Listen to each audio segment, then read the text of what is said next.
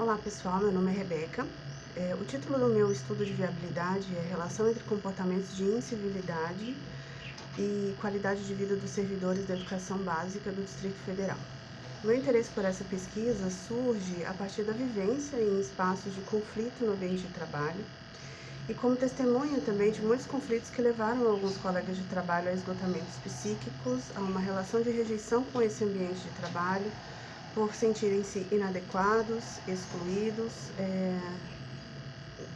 do grupo, né, onde eles estão inseridos, por desenvolverem uma série de sentimentos de ansiedade e de aversividade mesmo a esses ambientes. E a consequência disso acaba sendo o afastamento das atividades laborais, com atestados médicos muitas vezes, e em alguns casos a impossibilidade de retorno desse servidor para o mesmo local de trabalho, havendo uma espécie de remanejamento por motivo de saúde.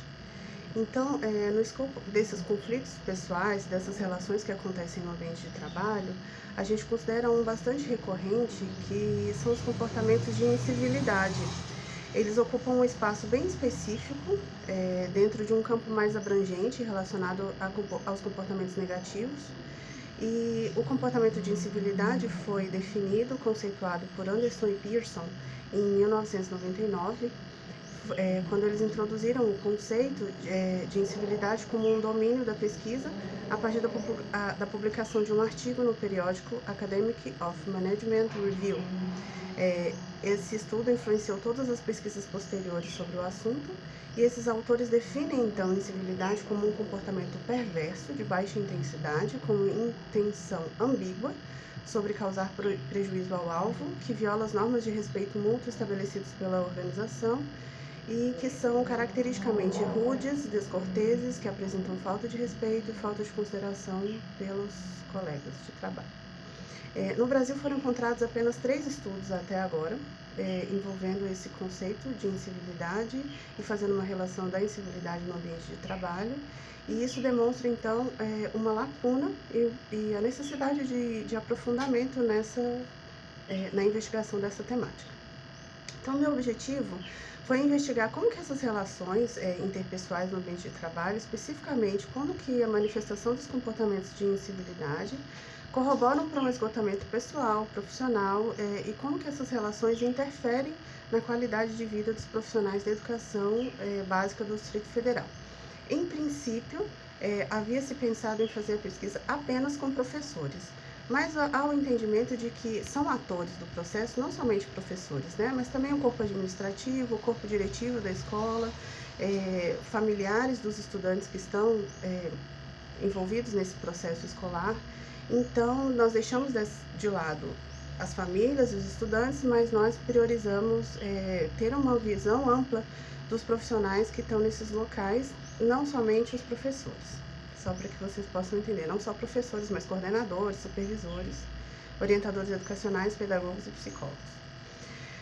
Então, o método para investigação disso que me proponho a fazer pode encontrar aí 2 vias.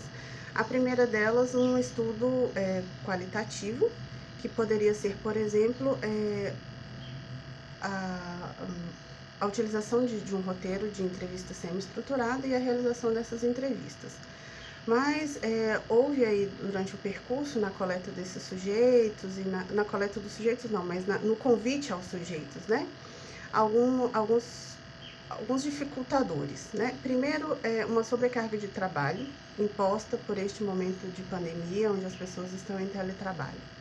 Então, muitas pessoas foram convidadas a participar aí de um momento de entrevista, utilizando esse roteiro semi-estruturado, e essas pessoas se colocaram indisponíveis em função de todas as coisas que já estavam fazendo, não teriam tempo para participar de mais uma situação que eles ocupassem aí algumas horas do dia. Então, mencionaram a questão da sobrecarga de trabalho, mencionaram que estavam em período de fechamento de avaliações, de diários, preenchimento de diário de classe, relatórios de avaliação de estudante, reunião com pais, reunião com o corpo docente, coordenação e direção das escolas, então que estava bastante tumultuado esse período. e que também não poderiam me dar atenção por esse motivo. O número de entrevistas seria bastante restrito, o que impossibilita ter uma visão mais ampla do fenômeno, e aí isso impede que possam ser feitas generalizações sobre o que se pretende investigar. E entrevistas coletivas poderiam seguir um modelo de estudo focal, fazendo os grupos, por exemplo, usando a plataforma Teams ou Google Meet, porém, o grupo focal, ele tem algumas questões que são importantes, interessantes a gente levar em consideração. Primeiro que, quando a gente tem um participante que tem uma retórica muito boa, isso poderia inibir a participação de outras pessoas que têm um pouco mais de dificuldade em se colocar. E opiniões divergentes também poderiam ser coibidas, uma vez que, utilizando os princípios da conformidade social, as pessoas acabam se calando quando são sujeitos que têm ali a percepção de que a sua opinião é divergente da maior parte dos membros de um determinado grupo. Então, não seria tão interessante realizar um grupo focal, principalmente nesse modelo à distância. Eu acho que traria aí alguns fatores de ruído para a investigação um pouco menos subjetiva do fenômeno.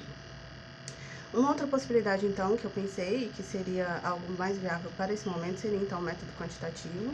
E aí, foi quando eu pensei em fazer um survey, com os itens das escalas de bem-estar subjetivo e a escala de incivilidade no trabalho, e fazer uma correlação entre os itens dessas duas escalas. Porém,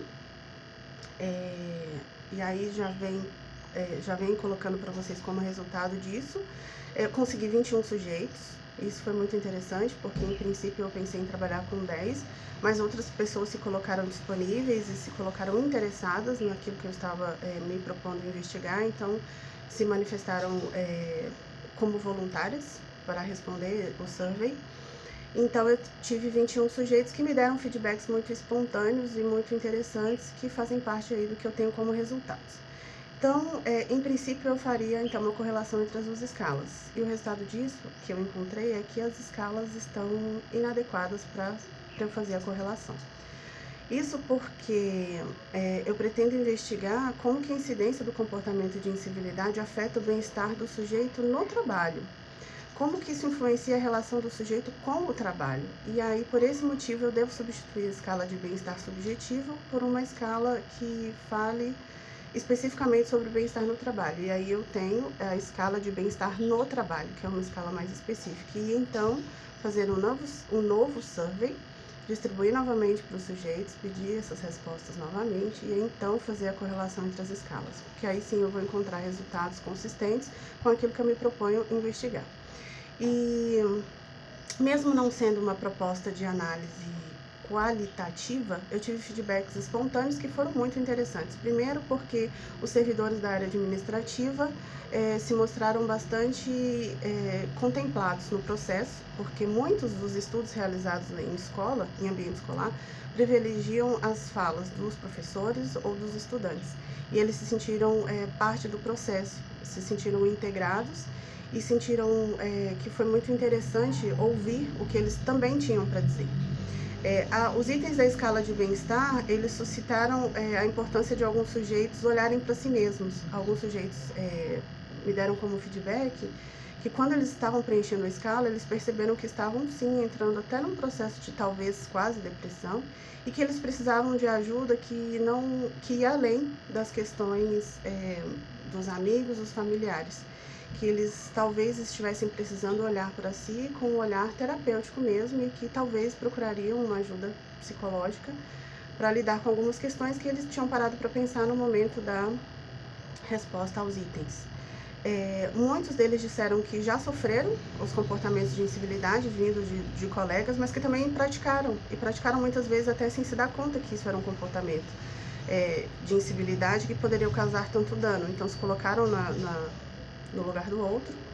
Isso foi bastante interessante e 100% dos respondentes que deram feedback consideram a pesquisa muito importante no sentido de fazer ecoar uma voz que muitas vezes está silenciada, de fazer as chefias imediatas perceberem o que tem acontecido de maneira muito recorrente dentro das escolas, mas muito discreta e que por isso passa muitas vezes despercebido. Esse desconforto, esse descontentamento com o ambiente de trabalho. É isso, pessoal. Obrigada.